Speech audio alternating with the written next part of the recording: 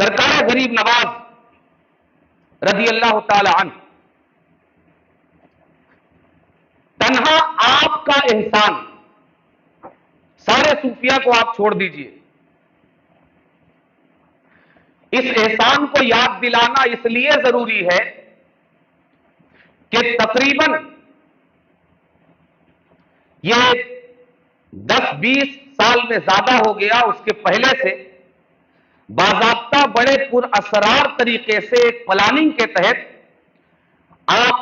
محسوس کریں گے کہ صوفیاء اکرام رضوان اللہ تعالی علیہ مجمعین کو مسلم قوم اور خاص کر اہل سنت والجماعت کے درمیان سے کہیں کنارے لگا دینے کی کوشش کی جا رہی ہے۔ آپ میں سے بیشتر لوگ اہل سنت والجماعت کے جلسوں اور جلوسوں میں بیشتر شرکت کرتے رہتے ہوں گے، لیکن آپ کو 10 20 40 25 50 100 سال پہلے گزرے ہوئے اہل علم کے تذکروں کی بھرمار ملے گی، حتیٰ کہ نبی کریم کے نام سے زیادہ اگر آپ گنیں گے تو ان کے نام کا تذکرہ ہوگا، مگر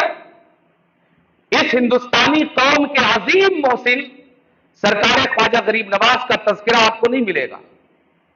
بلکہ خواجہ غریب نواز کے عرس کے موقع پر بھی جو محفل منعقد کی جائے گی اس میں بھی غریب نواز سے زیادہ کسی اور کا تذکرہ ملے گا، اور خواجہ غریب نواز پر بھی اس کا احسان یوں لادنے کی کوشش کی جائے گی کہ اگر غریب نواز ان کا پیغام لے کر نہیں پہنچتے تو غریب نواز کے پیغام کا کیا ہوتا۔ آپ ایک قدم آگے بڑھ کے نبی پر بھی یہ احسان لاد دیجئے، شاید آپ کے دل میں ہوگا لیکن آپ زبان سے بولنے کی جرات نہیں کرتے۔ عبادات کے تعلق سے بھی ہمارے سنیوں کے معاشرے اور کلچر کا حال یہ ہے کہ اگر آپ کی دوڑ بہت زیادہ مسجدوں کی طرف اگر نظر آ رہی ہے تو کچھ لوگوں کو شک ہونے لگتا ہے۔ اسی طرح اخلاق کا حال یہ ہے کہ اگر آپ اخلاق کی بات کریں نا، خاص کر اہل علم کے درمیان، تو کہتے ہیں یہ صلح کلی ہو گیا ہے، اخلاق کی بات کر رہا ہے۔ اگر کوئی، چلو اس کے پہلے عقیدے کی بھی بات کر لیتے ہیں، ہمارے عقیدے کا یہ حال ہو گیا ہے کہ اگر کوئی توحید کی بات کرے نا، توحید کی تو ہم اسے سننی نہیں سمجھتے۔ جب غیر مسلم آ کر کہتا ہے کہ بھائی مجھے اسلام دیکھنا ہے، کتاب میں تو اسلام کو میں نے یہ پڑھ کر آیا ہے کہ مسلمان بڑے بااخلاق ہوتے ہیں، اللہ کے علاوہ کسی کا خوف رکھنے والے نہیں ہوتے، رسول پر صلی اللہ علیہ وآلہ وسلم اپنی جان نچھاور کرنے والے ہوتے ہیں، آقا کی اداؤں میں، آقا کی سنتوں میں اپنے آپ کو آخری حد تک ڈھال لینے والے ہوتے ہیں۔ ان کو چوری سے نفرت ہوتی ہے، ان کو جھوٹ سے نفرت ہوتی ہے، یہ اچھی صحبتوں میں بیٹھنے والے ہوتے ہیں، لیکن ہم جب مسلم معاشرے میں آ کر دیکھتے ہیں تو ہمیں والا اسلام تو کہیں نظر ہی نہیں آتا۔ یہاں تو ہمارے اور ان مسلمانوں کے درمیان کوئی فرق ہی نظر نہیں آتا۔ کرانے کی دکان والا بولے کہ میرے پاس کرانے کا سامان نہیں ملتا، تو آپ اس کو اس کی کرسی سے اٹھا کر اگر آپ اس کے ساتھ بھلائی کرنا چاہیں گے تو کسی پاگل خانے میں لے جا کر ڈال دیں گے کہ اگر کرانے کا سامان نہیں ملتا تو کرانے کی دکان کا بورڈ کیوں لگا کر رکھا ہے۔ آج ہمارے پورے معاشرے میں اسلام کا بورڈ تو لگا کر رکھا ہے، مسلمان ہونے کا بورڈ تو ہے، مومن ہونے کا بورڈ تو ہے، مگر ہماری حالت، ہماری کیفیت اسی طرح مسلمان تو ہو مگر اس کے پاس اسلامی اخلاق نہ ہو، اسلامی کردار نہ ہو، اسلامی رفتار نہ ہو، اسلامی گفتار نہ ہو، وہ مصطفیٰ کی اداؤں کا آئینہ دار نہ ہو، مصطفیٰ کی سنتوں کا آئینہ دار نہ ہو۔ دوستو، نہ کل مسلمانوں کی اللہ رسول اور اسلام کو ضرورت تھی، نہ آج ضرورت ہے اور نہ کل ضرورت ہوگی۔ اگر اس کے آگے سجدہ نہ کرے تو میرے رب کی کبریائی میں کوئی فرق نہیں پڑتا، اور اگر ساری مخلوق مل کر بھی میرے رب کے آگے سجدہ ریز ہو جائے تب بھی میرے رب کی کبریائی میں کوئی بڑھوتری نہیں ہوتی۔ وہ جیسا تھا ویسا ہے، ویسا ہی رہے گا، کیفیت سے پاک ہے، کمیت سے پاک ہے، ضرورت سے پاک ہے۔ آج مسلمان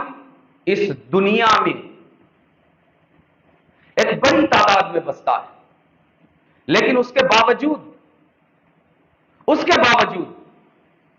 ہماری اگر کوئی پہچان ہے جہالت کے نام پر،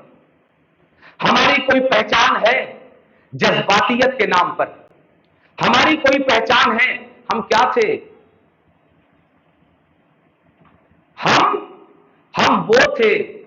جن کے کندھوں پر مصطفیٰ جان رحمت نے زمانے کو ہدایت اور رہنمائی کرنے والا چراغ جس کے کندھے پر رکھا تھا۔ مسلمان کا معنی کیا ہوتا ہے؟ مسلمان کا معنی ہوتا ہے 100% رب کے آگے، اس کے احکام کے آگے، اس کی مرضیات کے آگے اپنے آپ کو سرنڈر کر دینے والا۔ ہمیں یہ سوچنا چاہیے کہ ہم ایمان شیطان پر تو نہیں لائے نا، پھر کام ہمارے اکثریت کے ساتھ شیطان کی مرضی کے مطابق کیسے ہو رہے ہیں؟ اگر مسلمان ہیں تو ہمارے کام رحمان کی مرضی کے مطابق ہونے چاہیے۔ کوئی بھی کام جب کرنے کے لیے نکلیں